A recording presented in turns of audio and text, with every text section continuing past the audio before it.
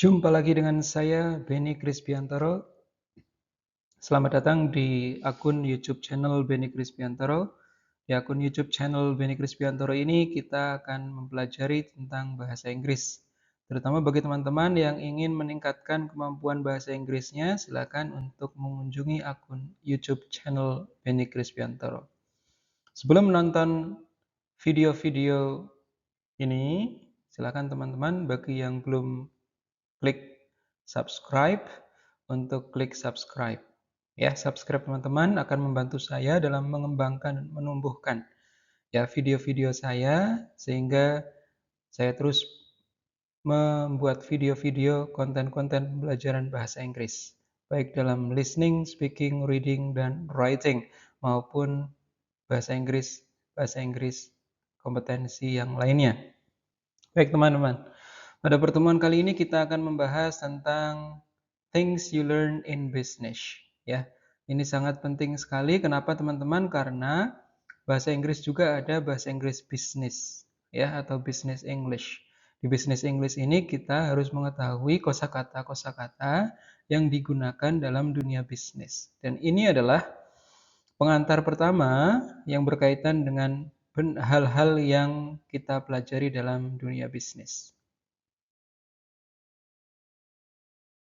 Oke, dari beberapa situasi berikut, kita akan mulai menggunakan situasi berikut untuk membuat role play dan menampilkan role play ini ya. Jadi teman-teman, jangan lupa untuk membacanya dengan baik, memahami situasi-situasi berikut dan kemudian menggunakannya ke dalam role play.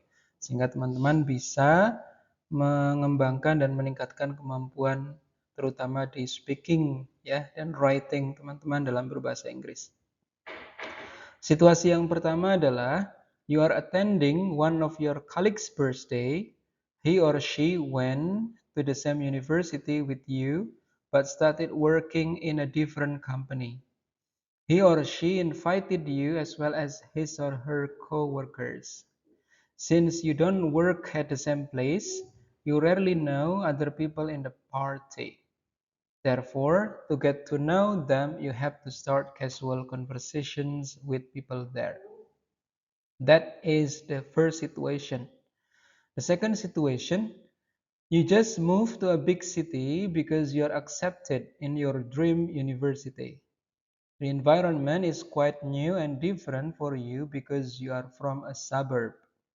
You need to get to your surroundings and people in your neighborhood. Therefore, you have to start casual conversation with new neighbors there. Situation 3. You are just accepted as a new employee at the company you work at and are supposed to attend a company gathering. All employees join the gathering and you barely know them. Therefore, you have to start casual conversations with other workers to build a good relationship. Jadi silakan teman-teman yang menonton video ini bisa menggunakan ketiga situational cards ini untuk membuat role play dan bisa dengan kelompok teman masing-masing ya, siapa yang menjadi Anda atau you, siapa yang menjadi teman kerja, siapa yang melakukan peran lain dan seterusnya dan seterusnya. Kemudian bisa bergantian peran ya teman-teman dalam menggunakan tiga situasi ini.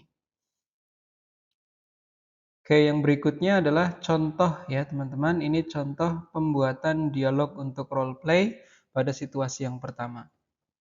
Ya, jadi situasi yang pertama tadi, you are attending one of your colleagues' birthday. He or she went to the same university with you, but started working in a different company. He or she invited you as well as his or her co-workers. Since you don't work at the same place, you rarely know other people in the party. Therefore, to get to know them, you have to start casual conversations with people there. Contoh dialognya seperti ini teman-teman, ini antara you and Joe. Saya bacakan ya, jadi teman-teman boleh repeat after me ya, mengikuti setelah saya. Okay, repeat after me. Thank you very much for inviting me to your birthday party, Joe. My pleasure, dude. We've got something in common since in the college. That's why you're in the list of my birthday party guests.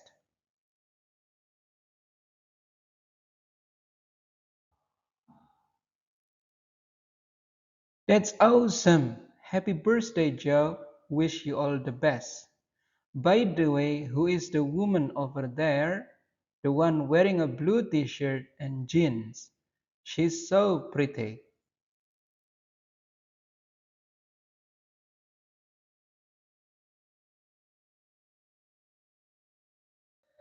Thanks, you're right. She's a hot chick. Let me introduce you to her. Her name's Anna.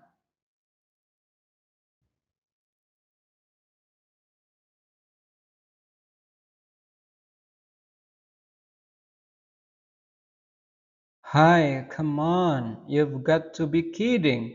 I'm not as brave as a lion. I'm so embarrassed to approach a woman.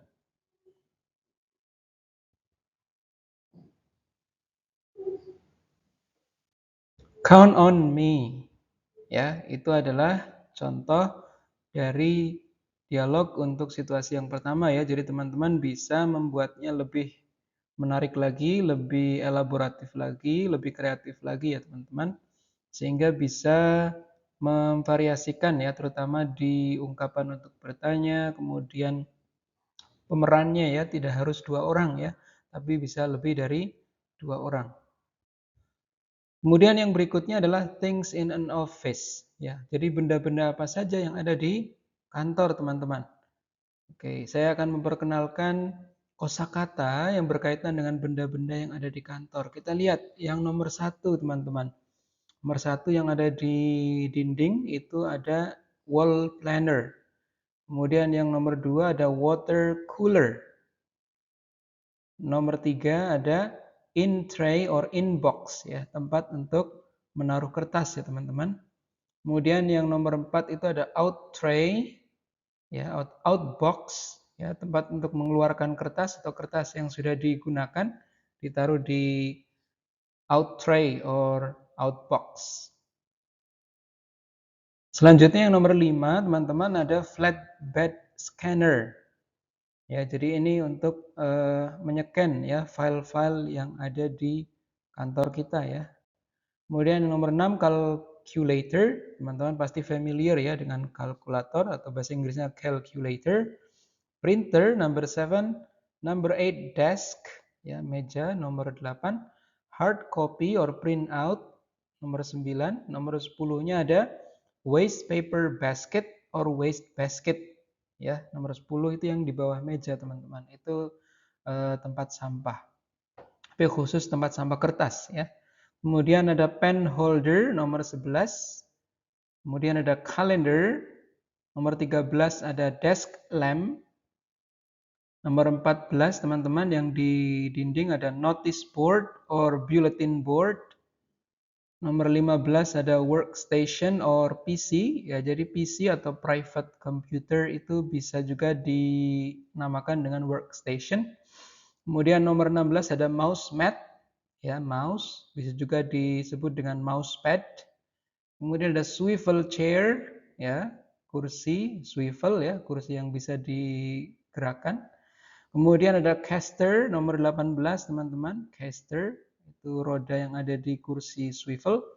Kemudian ada files nomor 19 ya, kemudian ada filing or file cabinet ya, tempat untuk menyimpan dokumen ya atau file, itu biasanya bentuknya seperti lemari ya teman-teman.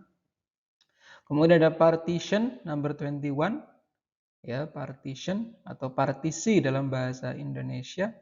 Kemudian ada flip chart ya, nomor 22 ada flip chart yaitu papan untuk menuliskan agenda-agenda apa saja yang akan dilakukan ya teman-teman. Kemudian ada meeting room, ruang rapat, ada data projector ya atau LCD atau bisa juga disebut in focus teman-teman ya.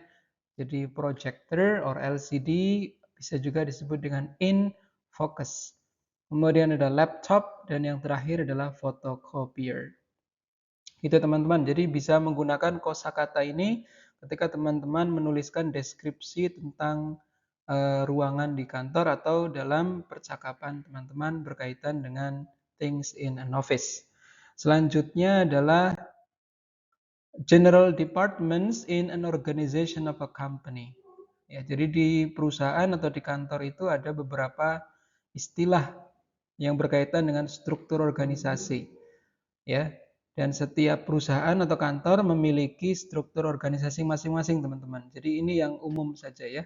Saya akan memperkenalkan terlebih dahulu. Yang pertama adalah chairman, yaitu ketua yayasan atau sebagai CEO-nya ya.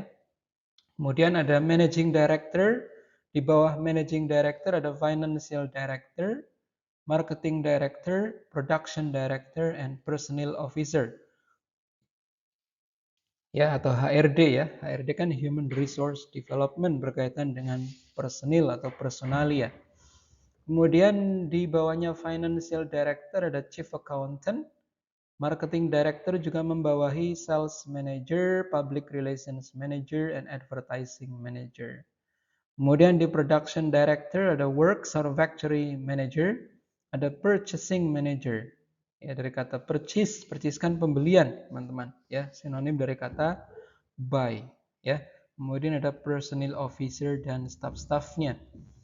Ya, tentunya teman-teman, sekali lagi ini hanya untuk memperkenalkan kosakata berkaitan dengan struktur organisasi di departemen-departemen di sebuah perusahaan. Ya, dan setiap perusahaan memiliki struktur organisasinya masing-masing. Kemudian selanjutnya ada kosakata lagi, teman-teman ya, yang berkaitan dengan benda yang ada di ruang kantor. Yuk kita latihan mengucapkannya, teman-teman bisa repeat after me, ulangi setelah saya ya. Rubber stamp, stapler, eraser, drawing pins, push pins, paper clips, scissors, sticky notes, papers, notebook, envelope, clipboard, highlighters, fountain pen, pencil, marker, ballpoint, bulldog clip, monitor, computer, keyboard, folder, fax, tape dispenser, pencil sharpener, label,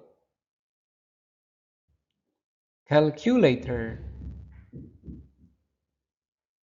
glue stick, filing cabinet, telephone, swivel chair, desk, waste basket. Ya, itu tadi ya teman-teman, kosakata yang sering muncul di deskripsi paragraf ya, atau paragraf deskripsi berkaitan dengan ruangan di dalam kantor. Kemudian selanjutnya ada basic writing mechanics ya. Jadi saya perkenalkan tentang mekanisme dalam basic writing. Jadi teman-teman ketika ingin meningkatkan kemampuan menulis bahasa Inggris, pastikan teman-teman menguasai parts of speech, ya, yaitu jenis-jenis kata. Mulai dari noun, pronoun, verb, adverb, adjective, preposition, conjunction, and interjection. Kemudian yang kedua, teman-teman harus menguasai subject verb agreement. Ya, misalkan penggunaan present tense. Ketika subjeknya tunggal, maka kata kerjanya ditambahkan s atau is. Sementara untuk subjek jamak, ya, kata kerjanya tanpa s atau is, jadi langsung ke verb one saja. Kemudian yang ketiga adalah sentence structure. Pastikan struktur kalimatnya sudah tepat. Ya, ada subjek, ada predikat, ada objek. Kemudian spelling, ya, penulisan. Diperhatikan apakah ada misspelling, ya, salah penulisan. Misalkan committee. Panitia itu bahasa Inggrisnya apa? Committee. Kadang kita bisa mengucapkan, tapi kita tidak bisa menuliskan. Ya, ternyata committee itu M-nya ada 2, T-nya ada 2, I-nya ada 2. Ya. Kalau saya eja seperti ini, C-O-M-M-I-T-T-E. Ada beberapa teman juga yang menulis kopi. Kopi dalam bahasa Inggris kan coffee. Ya, ternyata masih salah spellingnya. Ada yang hanya menuliskan F-nya 1, ada yang menuliskan E-nya cuma 1. Ya, sehingga harus diperhatikan penggunaan spelling yang tepat. Untuk coffee itu C-O-F-F-E. Ya, karena kalau salah tulis maka tidak ada maknanya. Ya, kita tidak bisa menyampaikan pesan dengan baik. Ya. Kemudian punctuation and capitalization ini sudah kita bahas di video-video sebelumnya ya. Jadi teman-teman silakan untuk menonton video saya tentang basic writing 1 yang berkaitan dengan capitalization and punctuation. Punctuation ini tanda baca teman-teman. Jadi bagaimana teman-teman memperhatikan kapan menggunakan period, titik, kapan menggunakan comma, kapan menggunakan titik 2, colon, kapan menggunakan titik koma, semicolon, dan seterusnya.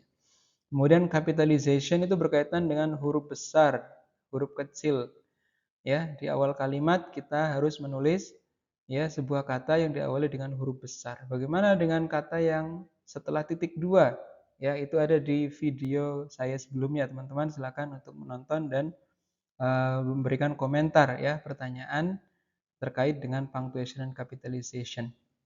Kemudian di writing mechanics berikutnya kita juga harus memperhatikan adanya kosakata yang memiliki suara sama atau istilahnya homonyms yang tulisannya sama ya, homographs ya. Tadi homonyms itu maknanya sama ya. Kemudian ada homographs tulisannya sama, ada homophones suaranya sama. Kemudian abbreviation, dalam penulisan kita harus memperhatikan bahwa kita tidak boleh menyingkat ya kata, misalkan will not ya tetap tulis will not, jangan won't ya. Kecuali dalam percakapan atau dalam speaking itu kita boleh menggunakan abbreviation atau singkatan. Kemudian redundancy teman-teman. Perlu perhatikan penggunaan kata yang terlalu redundant atau berlebihan juga mempengaruhi tulisan kita. Contoh kalimat yang redundancy itu adalah seperti ini. Can you repeat again? Ya, can you repeat again? Ya. Redundantnya di mana? Di kata again sama repeat. Karena dalam bahasa Inggris kita mengenal bahwa repeat itu mengulangi. Again itu lagi. Ya kan sama saja. Jadi cukup can you repeat? Tolong diulangi. Ya, jadi nggak perlu kata again ya, sehingga menjadi kalimat yang redundant yang tidak tepat dalam bahasa Inggris. Kalau dalam bahasa Indonesia boleh-boleh saja ya. Tolong ulangi lagi kan bahasa Indonesia, tapi dalam bahasa Inggris kita tidak boleh menggunakan kata yang redundant atau kata yang berlebihan. Oke, berikutnya adalah hal-hal yang perlu dipertimbangkan dalam menggambarkan atau mendeskripsikan sebuah tempat. Ya, misalkan kita mendeskripsikan suasana ruangan di kantor kita atau di kelas kita ya. Tenses yang digunakan adalah present tense. Contohnya, my office room is clean and tidy. The building has a smoking room.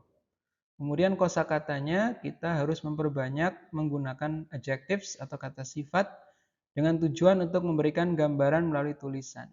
Ya, apakah ruangannya large, comfortable, good, ya. Kemudian preposition, kita harus menggunakan kata depan untuk menerangkan tempat, posisi, dan lokasi, ya. On the desk, in the room, at the office, on the wall, dan seterusnya. Kemudian ada struktur atau organisasi dalam penulisan teks deskriptif paragraf berkaitan dengan ruangan atau tempat, ya. Jadi kita bisa menggunakan template ini untuk menjelaskan ruangan kantor, ya. Jadi kita mulai dari kalimat utama sebagai pengantar, main sentence as an introduction, kemudian lokasi kantornya di mana, ya. Kemudian penjelasan detail ruang kerja kita jelaskan, ya, di sebelah kanan ada apa, kemudian di bawah itu ada apa saja, ya, kemudian di sebelahnya lemari, filing kabinet itu ada apa, kemudian ada laptop di mana, dan seterusnya. Kemudian hal menarik apa dari ruang kerja? The most interesting things of the room. Pastinya tidak hanya satu, ya. Hal yang menarik di ruang kerja kan banyak sekali. Ya, misalkan berkaitan dengan penempatan meja, ya, berkaitan dengan cat ruangan yang warna-warni, ya. Kemudian berkaitan dengan printer, ya, posisinya dekat dengan komputer kerja dan seterusnya. Kemudian apa perasaan atau kesan mengenai ruangan kerja? Your feelings about the office. Ya, jadi ini adalah contoh dari paragraf deskriptif yang berkaitan dengan menggambarkan ruangan kerja. Ya, dilihat di sana ruangan kerja ini digambar ada dua laptop, ya, dua monitor, ya. Kemudian terlihat seperti elegan, ya teman-teman. Kita lihat contoh paragrafnya, ya, saya bacakan. This is the office room where I work every day. Kalimat pengantar. It is located on a high floor of a building. Lokasinya. Ya, jadi sama kan dengan template tadi, ya. Kemudian baru detailnya. My office is clean and tidy. Present tense di sini, teman-teman. The furniture such as the chairs, desk, and cabinets are mostly white. Nah, warnanya putih semua, teman-teman. I really like the attractive furniture. Ya, apa perasaan kalian, feelingnya, apa yang paling menarik? Oh, ternyata yang paling menarik menurut penulis teks ini karena furniturnya menarik. Kenapa furniturnya menarik? Karena they have modern and minimalist design. I enjoy working here because, ini ya, mengungkapkan perasaan dan alasan. I enjoy working here because the room is well lit and there are not too many staffs inside, so there is a plenty of space. Ya, jadi tidak banyak benda di dalam ruangan ini sehingga ada banyak ruang kosong, ya, yang sangat menarik sekali dan membuat kita bekerja dengan baik dan nyaman. Oke, ya teman-teman, itu saja untuk video pada kali ini. Terima kasih yang sudah menonton. Semoga diberikan keberkahan dan kelancaran rezeki dan kesehatan buat teman-teman dan keluarga sekalian. Jangan lupa bagi yang belum subscribe, silakan subscribe sehingga teman-teman bisa mendapatkan update, ya, apabila ada konten video baru dari saya. Terima kasih, sampai jumpa di video-video berikutnya. Tetap terus belajar bahasa Inggris karena bahasa Inggris adalah modal masa depan yang cerah buat teman-teman semuanya. See you when I see you.